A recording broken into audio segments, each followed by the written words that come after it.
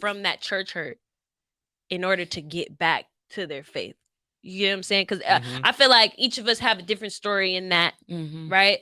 But sometimes I work with families or even like talk to people like, oh, I don't need therapy. Like, I got Jesus. Like, I'm fine. You know what I'm saying? But, or I'm spiritual, but I don't go to church anymore because X, Y, and Z, but I don't need therapy. You know what I'm saying? But I like what you said, because you said you went to therapy, even though you're a preacher. You know what I'm saying? So I've never heard of that. I've never heard of a preacher going to therapy. I've never heard of that. And that's the thing. We have to change that course. Right. You know, because like I said, preachers can't always pour out to people. Right. You know, but it was through my hurt that I went to therapy.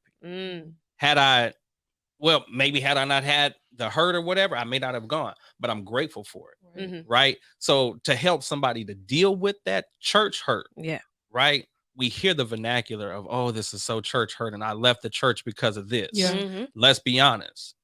Is it the church or is it a person? Let's be honest. Yeah. Because I can say, oh, you know what? I don't even want to go to Southside Baptist Church no more. What did Southside Baptist Church do to you? You was mad at Sister Susie. Right. So you left the church because one person hurt you. Right. You know, so I would say, find out if it's the church or if it's a person, because we go to church for one thing, to see God, right? But a lot of people, just like in work, you find the person that you click with. And the sad to say it, the church, they are very cliquish. Yeah. You know, but when you go into church looking for the bad, you're going to find the bad. But when you go to church to see Jesus, you're not going to see a lot of the no. Keep going. No, you onto something. Keep going. But that's the thing, because even for me growing up, I went to church because of people. I went to church to hang out with my friends. I went to church to do all of this while not knowing that I was still being hurt because of what happened with my father. Right. I'm just going to church, keeping a smile on my face and not understanding why I'm going through these roller coaster modes of ups and downs and things like that. But once I went to therapy, and it was in a down, let me tell y'all. All right. Okay. Let me tell y'all. And you know, I'm gonna tell you guys how I really ended up going to therapy. And a lot of times, whether you want to or not, you're gonna have to seek help, right? So picture it. I'm driving down the freeway and I was going to my best friend's daughter's birthday, right? Just came out of a relationship and things like that. Hadn't fully dealt with it, right? Brushed it under the rug. I'm going to be all right. Keep it pushing. Driving down the freeway and everything. And I'm like, okay, I had so much on my mind. And I was like, okay, I know I got to do this. I got this church going on. I got that. I got to be here. Had a lot on my mind. It took me trying to find my debit card in my room before I left, and seeing a lot of the things that I had not thrown away yet from that relationship. It took me back to that place. And I was like, I'm not understanding why this just really brought me all the way down. But it's because I didn't deal with it. And I had to get to the root, thanks to my therapist, of why that happened. You know, and a lot of it became because I did not deal with the hurt of my father leaving me. Right? I put that hurt on the church because my dad was a pastor. Okay. So I'm driving down the freeway, going to the birthday party, and I was going through that downward spiral, and I didn't know what was going to happen. Right. I was like, something about to happen. The old Ben came back out. Right. I was like, either I'm about to go to this liquor store really quick. We about to go right up over here or something, because I didn't want to deal with it. And I did not know how to deal with it. Right. And it took that pressure in order for me to really seek help. And I was like, okay, I don't know what I'm going to do. I wasn't going to go because I didn't know if she was going to be there or not. That was the main reason why. And I was like, you know what, it is what it is, but whatever. So it took me trying to get off the freeway, because I was like, I'm about to do this. I'm about to go here. I couldn't reach nobody, nothing. Right. It took this lady or whoever was in this car in front of me. They had a bumper sticker, right? Funny thing. The bumper sticker said, be like a tree planted by the rivers of water that you shall not be moved. And I was like, okay, God, what does this mean? And the Lord was like, do you really want to be helped? Because you got to get to your root. And I said, okay, but what does this mean? Be like a tree planted by the rivers of water. You can withstand anything. that water may come and may blow or whatever may happen with those strong waves, but the roots in that tree never move. So once you get to the root of that problem, it can help you to move past a lot of different things. So got on Google, typed in a Black holistic therapist, because I not only wanted the spiritual side, but give me a little of the world side as well, and tell me how I can bring this into the church. So that's really how I got into therapy. And it's one of the biggest things that's really helped me. And I feel like when you know what it is and can get to the root of that problem, that will help you get past the hurt to be able to get back into church. Right. If that makes sense. Ooh, I know it was a little lengthy. No. That is a great story. I just wanted to make sure if you wanted to add anything to that, because, I wanted to know your perspective on, church hurt and how to heal from that. Yeah. So, I mean, definitely I can attest to what Ben is saying about it being a person or, whatever. I know with my family. And even now, I don't really deal with church hurt now. And I guess I can share my story. But anytime that there is something that I'm like, okay, I will put it in the category of church hurt, it mostly is from family, because my family was, the entire church. So getting to a point of like, yes, I also do believe that we put too much into leaders and the people that are in high positions. Right. That was something for me when I went through the stuff that I went through with my family. I realized they were coming at me because of situations that I was dealing with. And God allowed me to see that the same way that I had a flaw, they, had a flaw as well.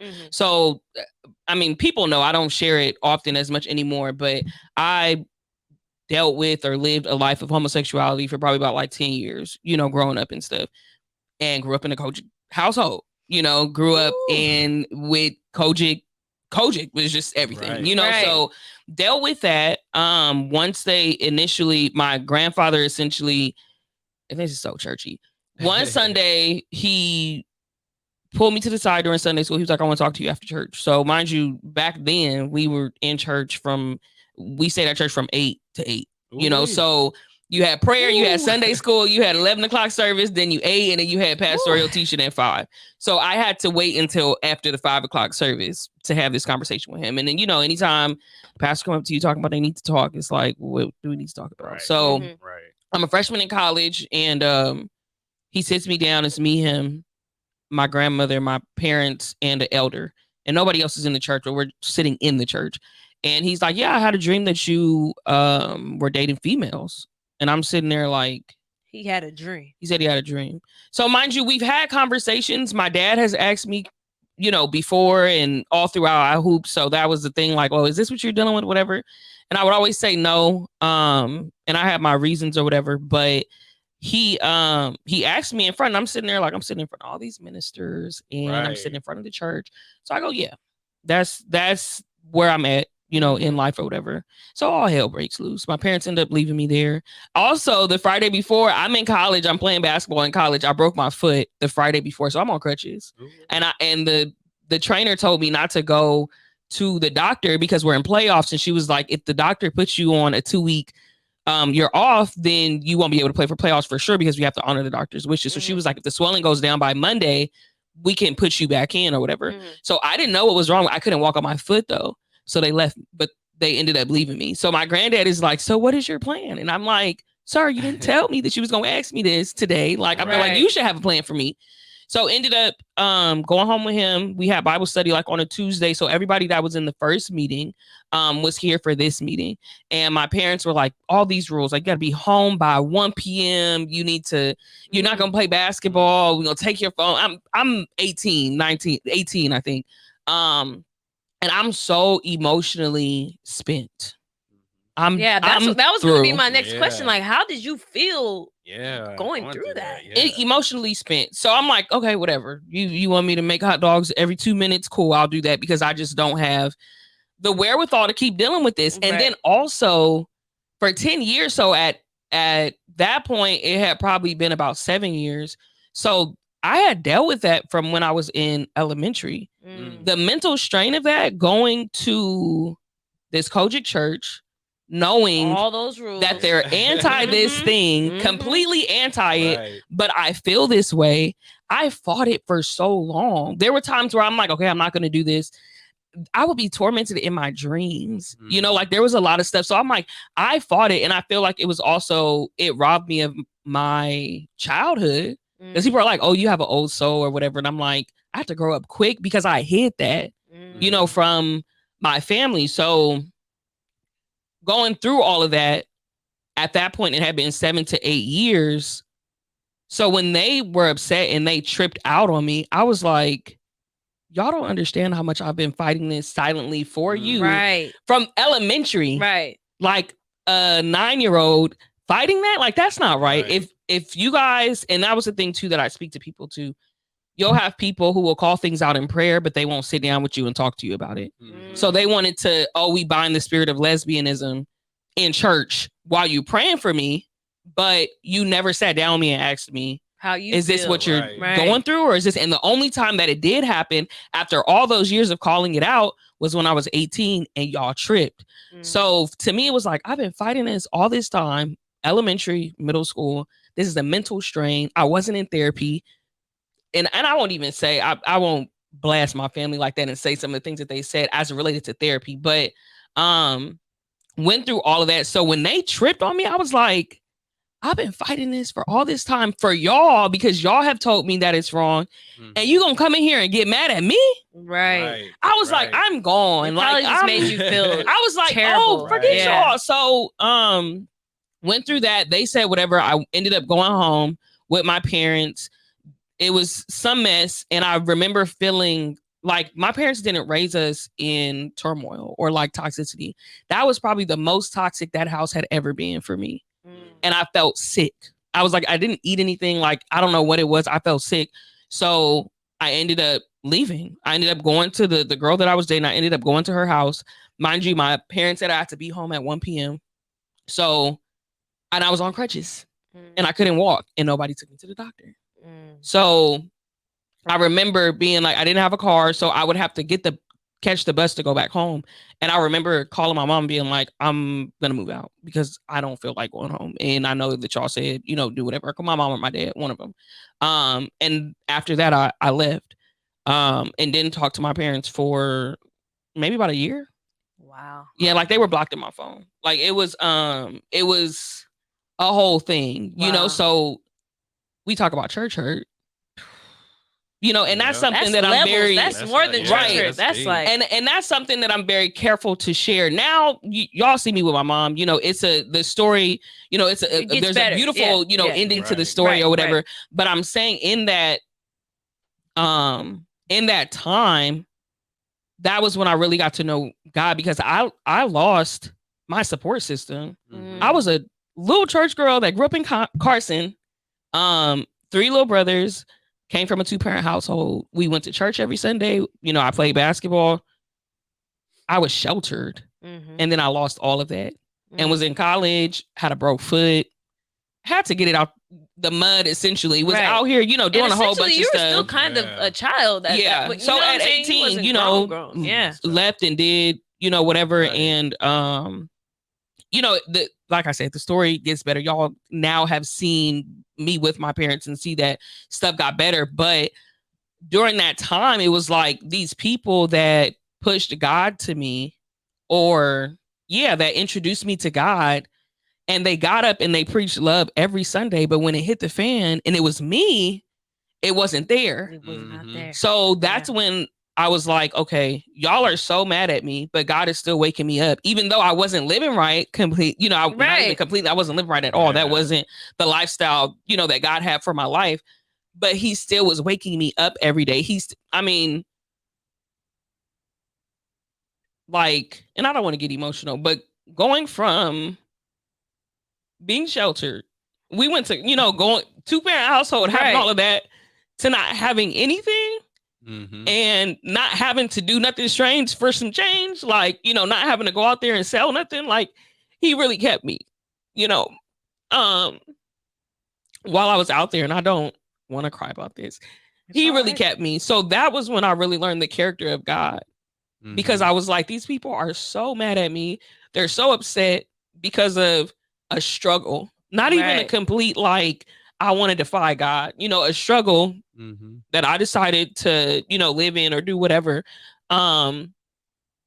But I learned like, okay, God really does want to love you out of these negative situations. You know, he wants to love you, and he did. You know, and I'm able to get to this place where that's not my lifestyle. I'm now a whole like youth leader, you know, so people didn't see when they asked me that in front of that group and they decided to have their negative feelings. They didn't see today. Right. They didn't think like, well, if we carefully deal with this situation, she may have a way out of this. Right. They just were upset and did, you know, whatever they did. And in that moment, in those moments of me realizing like God was so faithful to me, God didn't allow anything to happen to me. I can go down the list of there's so many situations where it was like, I'm here, my foot, and I'll just share this. My foot was broke. I was living with a teammate. When I moved out of that house, there was some type of case going on with my teammate's dad. My teammate calls me and goes, "Did my dad ever touch you inappropriately?" And I go, "No." And she goes, "Well, yeah, my cousins are claiming that he did." When I was in that house, my foot was broke. Meaning, if he wanted to, I could not really get away. Really defend yourself, yeah. So that was a whole thing going on in that house while I was living there that did not even come to me. And it was something where he ended up getting charged for that. So the stuff did happen. Wow. So it's so many stories like that where it's like God covered you. Where I learned his character during that time in the midst of being pushed aside by people that claimed him. And it's not a bashing to my family. The story needs to be told because we talk about church hurt. Right. But that's when I realized, like I said, they were just as flawed because they weren't showing love during that time. And that was just as bad as me doing what I was doing. So that's when I learned, like, I don't put these leaders on pedestals because I saw all of the people that raised me turn their back essentially on the word of God. Not even, I mean, we talk about me, but essentially on what he has required for us to do, which is love. And that love was not there. Right. So for me, it was like, you know, in order to get over that church hurt, you have to realize that these people are flawed. Right. And even though it's the people they're pushing, they're and that's what it is. Like, they're flawed. They're gonna hurt you. They're gonna hurt you again. They're gonna keep hurting you. But at the end of the day, like, your refuge, your foundation has to, you know, be God. It has to be that. So, and you have to remember that, like, no, I love this. I love this because it's like, it shows that God showed you grace and you were able to show grace to your family and forgive them for all that. And now you guys have a beautiful thing. Yeah. And I think that is something that resonates with me as well. Grace. Oh, it's so sufficient. Yeah. It's like, it's just grace. Like when and me and my dad were talking about this last night. I know it sounds like wrong, but I feel like you have to go through something to really understand. Yeah, seriously. You know what I'm saying? It's like, once you go through something like where you like kind of hit rock bottom, it's like you really see the power. Yeah. Man. You know? And then that's how you're able to develop that relationship. Yeah. But yeah, it's really grace. It's grace. And God's grace is so sufficient. Right. It is so sufficient. And a lot of people don't even know that because they don't have the relationship. Right. And that's the biggest thing. We got to have a relationship with God first, you know, and really allow God to do the healing process. Right. And I can, let me tell you, his grace is so good, right? A lot of people don't know this. There's a select handful of people that do, right? But there was a point in time in my early young adult years where I literally thought everything was getting ready to come crashing down, right? Because going back to the soul ties and things like that, right? It came up that a young lady might be pregnant by me. Now it's like, it's getting real. What do I do? Right. You know, how do I handle this? What, you know, the first person I called was my best friend, right? I don't know what to do. He was like, dude, calm down. Right. Called my mom. She literally left from her desk to talk to me for over an hour and a half. Right. And it wasn't just a disappointment, but it's almost essentially like one of those things where I have such high hopes for you. You let me down. Right. And it's like, okay, God, I guess this is just it, you know. I'm gonna be a father. I'm gonna step up and do what I got to do. You know, fast forward and everything. Kid wasn't mine. You know, thank you, Jesus. Thank God you, works in mysterious ways. Okay, but it really taught me something. You know, that it's like, yes, being in ministry and being in the church, but I'm still human in that moment, right? And it took that for me to really know I got to have my relationship with God for myself to be able to know who He is in my life for me. And so, like, even right now, like, I haven't been able to talk to my therapist, right? So, but it made me wonder, who does a therapist talk to when a therapist needs help? Another therapist. I'm like, I'm a therapist. I'm like, you know, hopefully. Yeah, right. Hopefully. Yeah. You know, but like, I check in with my therapist from time to time and, you know, just to see how she's doing, you know, and it's like, she's really going through a challenge losing her husband. And it's like one of those things where it's like, okay, hey, you take your time. You do what you need to do. Because I need you to be whole for me so I can, you know. Right, exactly. I need you to be there. Be there for me. But go ahead. Well, I was going to say, how do you think we can get people to understand that therapy and Christianity can work together? Because I was doing a lot of research before this episode, and it was like 90% of the African Americans that they surveyed said they would prefer church over therapy. And even, you know, today, people are more open to the idea of therapy, but they're not actually signing up to do it. Yeah. Right? So what do you think maybe the church can do to kind of encourage that a bit more and not say like, oh no, you need to pray it away. You get what I'm saying? Because I get kids that come into my office and like, oh, my mom doesn't want me to do therapy because it's going to get in the way of church. And I said, what? And that's no. I'm like, I've heard so many I'm like, crazy things as to why. Right? Yeah. Like, I had to tell her, I was like, no, still go to church, still pray, whatever you do. That's a great coping skill, honestly, you know?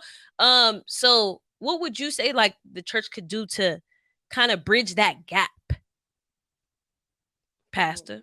Well, okay, go. Wait, go ahead. Yeah, go ahead, Pastor. All right now. Okay. Because you're a pastor that goes to therapy, so I feel like you would have a great. I would say, hopefully before it gets bad, you can see that you need the help. But what was your question though? How can the church kind of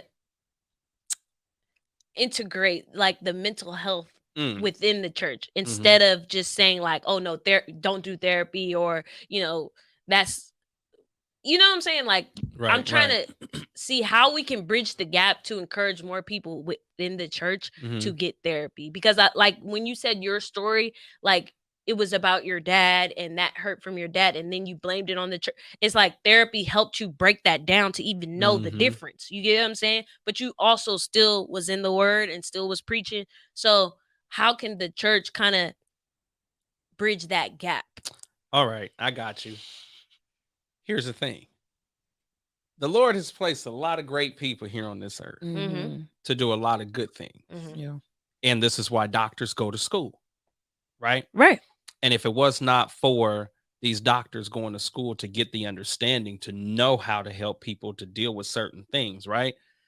I believe in a lot of Christians, and I know that a lot of them go to the doctor. Yeah. You put a lot of hope, faith, and trust in your surgeons. Right. That while you're on this operating table, they're going to do what the Lord has commissioned them to do. Right. So you can wake up from that operating table. Right. Right. You trust a dentist to go into your mouth, prayerfully not breaking any teeth. Right. Yep. We ought to put the same trust into our mental health to make sure that we ourselves are stable. And I believe that if a lot of pastors can see that, pastors need the therapy as well. A lot of them want to deal with the pillow talk. Pillow talk is great. But when I'm pillow talking, I'm not pillow talking about my issues. I'm going to pillow talk. Right. yes, it's great to talk to your spouse about a lot of things, but sometimes you need a third person that don't know nothing about you. Objective. So you can be open and honest and be 100% and say what you feel and feel what you need to say. Right. You know, and I believe that if a lot of pastors can catch the concept of mental health needs to be addressed, and mental health is a thing that's rising up in the church, they first need to deal with the mental health, because it has to start from the top and work its way on down. Because if the people don't see that the leaders is getting help, because you see a perfect leader without seeing the imperfect leader, then at that particular point, once you start spiraling down and everything happens, then you just like, I need help and I don't know what to do. It comes to that point. So if the leaders can encourage the people, but the leaders have to catch the concept first. Yeah. And I've made a post recently, and it's something that I even have I plan to try to help introduce in like our jurisdiction in our church, is that these leaders, you know, they're getting licensed, but there needs to be some type of requirement for them to be in therapy. And for me, a lot of the conversations that I'm having now, where you'll have people, because there are people that are outside of the church talking about the church hurt that they went through, but you have so many people that are in the church that are also holding on to that hurt too. And it's funny because I'll be in conversations with people and they'll be like, yeah, I went through this church hurt and this person did that to me and I had to leave that church and do this, or when I was growing up, or they maybe had a story like me. And they're like, oh, okay. And then you get to the end of it and I'm like, well, what about therapy? And they're like, no, I'm okay. And I said, but you just took me through this whole journey and all this hurt that you done went through and all this mess and how it bothered you and how you had to leave this place and do all of this. And you think you don't need therapy? Right. And I'm like, I understand it, because I was like I said, I came from a 2-parent household. I grew up in the church. They taught me the word. I knew the word. I had a relationship with God. I prayed. I wasn't going through like depression or anything, you know. And when I went through that, I also was like still holding on to God. But I remember when I went to therapy for the first time, and I never mentioned that story to my therapist because I thought I was done with it. I went to therapy maybe 5 years after that whole situation kind of resolved. So the relationship with my parents was good. I was living cool, whatever. I randomly was like bringing it up for some context of a situation that was happening in real time. And she goes, why have you never mentioned it? And I was like, I didn't think I needed to. And she was like, have you done like have you talked to anybody about it? And I was like, no. And she was just like, we need to talk about that. The whole story that I just told you, now I'm like, how I was holding on to all of that. Yeah. All of that, thinking I was good. And it's like, yes, no, it wasn't a traumatic, you know, childhood that I went through or whatever. But it's like, don't sit up here and tell me that you went through church hurt. We can validate your church hurt, but don't say I'm okay, I don't need to go to therapy, but you want to still cry church hurt. Right. Exactly. You need to, you know, go to therapy. And I think, like he said, it starts with the leaders. Our leaders need to get into therapy. And people will sit up here and talk about it in the pulpit and say your mental health matters, you're this, but I realize that people are so fearful of taking that first step and going to actually sit in the chair because it's actual work. When you go down on that altar and you pray, those are words that you're speaking to God or you're listening to God. Going to therapy or actually reading the word and doing what it says for him to for you to be healed, going to therapy and actually dealing with your mess, that is not comfortable. Healing is not.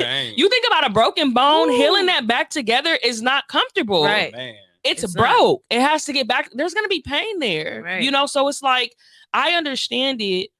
But we also, like, our leaders need to be in therapy. We need to be vulnerable and say, no, hey, like, I went through X, Y, and Z. Yes, I had God, but I still was broken. A lot of these preachers, suicide for preachers is higher than they want to talk about. It's higher than they want to talk about. So it's like, okay, so what are we doing? Right. You know, like, we're not, you know, preachers are saying, oh, I need a sabbatical. Okay, so you went on vacation, but you ain't healed from the stuff that you needed a break from. They suppress it. Like, even just being over the youth at my church, the stuff that I deal with, and the way that I have to compress my feelings because I'm a minister And I have to make sure that I don't go off on these parents because I have to make sure that I keep the relationship with the kids. Right. Child, I need to be in therapy. Right. My therapist know all about this mess. Exactly. Like, it's not, and you think like, oh no, you're a minister. Like, oh my God, like you must have it all together and you must really just talk to God and know you shouldn't need anything else. No, God keeps me accountable and the word keeps me accountable. But I do need somebody to talk to that's like, yeah, they kind of was stripping and you did good, you know, and sometimes that's it too. You need to hear that coming back. And because I'm in ministry, I can't share everything with everybody. Right. Mm-hmm. I don't want to tell everybody's business. So that person that don't know nobody that goes to my church, I'm like, yo, yeah, they was wilding and this was a private conversation, but they took me there and I kind of had to sit here. So that I think it's even more so why for ministers, because you don't want to run around with everybody's business. Right. You don't want to go around telling everybody and then now people feeling a way about whatever, but you need that. Like, I think it's so important. I'm, you know, very new into this, being in like leadership, but I'm like, just in these short months, my God, my therapist is like, girl, what is going on? Right. You know, but we need it. And I can imagine, I tell my pastor and my first lady all the time, like, the little corner that I'm dealing with the kids. Right. And y'all got this whole congregation. Church. Yeah. I'm like, my God, today. And we talk all the time about this little corner. And then y'all gotta go and talk to this person in this ministry and this person in this ministry. Right. And I'm like, go to therapy. Mm-hmm. Right. And the thing is, for pastors and leaders, ministry does not stop when they leave the church. Yeah. That's why it's 24/7. It's 24/7. Mm-hmm. But that's why making sure that our leaders' mental health is very vital and it's so important. And if leaders can just catch that vision to know, like, hey, it's necessary to really take care of me so I can be beneficial to the people of God. Mm-hmm. You know, because then, like I said, a lot of that happens when you start preaching out of a place of hurt, out of a place of, you know, depression and anger and things, you know, like when you start hearing pastors pouring out the business in the church, you know, because it's like a teapot. Right. And they fed up probably. Right. Fast so, but you're not handling it the right way. Exactly. Right. So it's like you can only hold in so much before you spew out, whether it's going to happen on your family, whether it's going to happen on the church, but it's going to happen. And everybody reaches a breaking point. Right. And I want to add on, when you do go to therapy, so even for like me, even with my kids, or my youth, I don't like calling them kids, but so I have an older bunch, the like 18 to 22 year olds, and we went out to brunch, and at the end of brunch, there's some free therapy resources. So I had them sign up for it. They're getting their therapy, you know, courses now. I was like I said before, God was like, stop complaining and be what you wish you had. Right. If the people that were in leadership, when I was going through what I was going through, when I was struggling with that, when I was in elementary, forget when they asked me when I was in college, but when I was there, if they were tapping into their mental health, they would have seen that I was broken and needed help myself and been able to help me. Right. So when you help yourself, you're able to help others, because I'm in therapy now. The 18-year-olds that I have, I'm giving them access to therapy too, so that they don't have to go through the same thing. Yeah. So that, and it's not about like trying to be the best person or do whatever. It's like, yes, it may be scary or whatever, but after a while, you're going to get comfortable, and that therapist is going to be something. It's actually part of your self-care. But it really showed me, because they didn't access their healing. And that's why I extended so much grace to my family, because I knew they weren't in therapy. So how would you be able to help me? Yes, you were my parent. Yes, you were my grandparent, but you didn't know what healing outside of the altar looked like. Correct. You didn't know what deliverance outside of just laying somebody out on the altar looked like. So that's what y'all thought was going to work for me. I didn't get true healing and deliverance until I really had to sit down with myself and work some things out. Right. You know, or really talk to people. And people ask me like, well, how did that make you feel? And I'm like, oh, that whole situation, nobody ever asked me that. You know, like they never asked. So having to process that and just getting that thought out, that did so much. When my therapist was like, we need to talk about that, the little girl in me was like, wow, nobody has ever asked me to talk about this. Thank you. Like, I needed that. Right. So it's like when you do the healing for yourself and you realize that it's not as bad as you think it is, you can help other people. Right. So it makes me even more want to push, like, if you aren't in therapy, like I wouldn't have no pastor that didn't go to therapy himself, because what are we doing? Right. You know, like, what are, you know, and granted we've had them and whatever, but I'm like, you need to deal with that. Being in the pulpit, pulling from God and getting the revelation, that's one thing. But when people are hurting, and when you're hurting and you're not talking to anybody, how are you able to really pour in and pour out, you know, exactly, and do all of that? But I think can't pour from an empty cup. That's the key, is like, you need to experience it for yourself so that you can help other people. Right. And the biggest thing too that a lot of our pastors they deal with when some of them are hurt, right? After they lose a spouse. Let's be honest. They need to go to grief counseling. Right. But that's another conversation. That's a whole other conversation. But you know, you guys are saying like exactly what's on my mind. Like I feel like what's on your mind, Nia? What's on your mind? There's nothing else that needs to be said, because you guys touched on every part of why therapy can be helpful in the ministry, in church. And I just want to really thank you for coming, and this went way better than I could even expect it. You guys just like because everything, you know, sometimes when you get guests, you want them to say certain things or hit certain points. Y'all perfect. You hit the nail on the head. I'm glad. Oh, I'm so happy that you guys joined us today. Benjamin, I want you to tell the people, where can they find you? When can they see you preach? When you preach next? If they want to get a good word, how can they find you? Funny thing is, I gotta preach in the morning. Okay. But no, follow me on social media. Like, let's connect and let's stay connected. You know, I love everybody. So you can find me on Facebook. Okay. One of 2 pages, I think. Yes. Just type in my name. Right. Benjamin Sheffield. We're going to put it at the bottom of the screen. And your Instagram. Yeah. Right. Yeah. What's your Instagram? My Instagram is official Benjamin Sheffield. I think. It might be the official Benjamin No, I Sheffield. think it's official Benjamin Sheffield. Yeah. Okay. And, you know, follow me on TikTok. Oh, you got a TikTok too? Bishop is on TikTok. You be preaching the word on TikTok? No, I be trying to do some TikToks. Oh, okay. I was about to say, I might need to tap into that. Word. And your conference.